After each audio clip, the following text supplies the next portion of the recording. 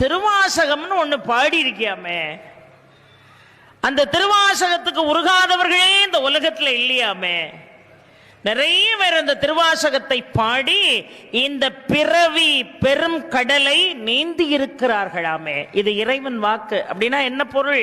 திருவாசகத்தை இப்பிறவியில் பாடினால் எப்பிறப்புமே இல்லை என்று பொருள். அந்த திருவாசகத்தை எழுதியது நீதானே? ஆமா.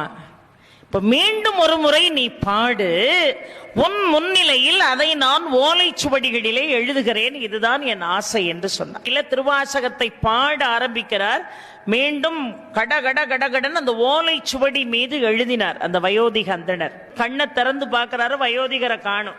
சிதம்பரம் நடராஜர் கோயில்ல தீட்சிதர்கள் நடைய திறந்து கோயிலுக்குள்ள நுழையும் போது பஞ்சாட்சரப்படி வாசல்ல இந்த ஓலைச்சுவடி இருக்கு.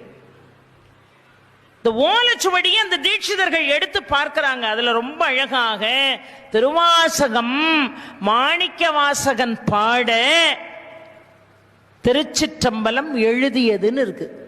அதுல கீழே கையெழுத்து.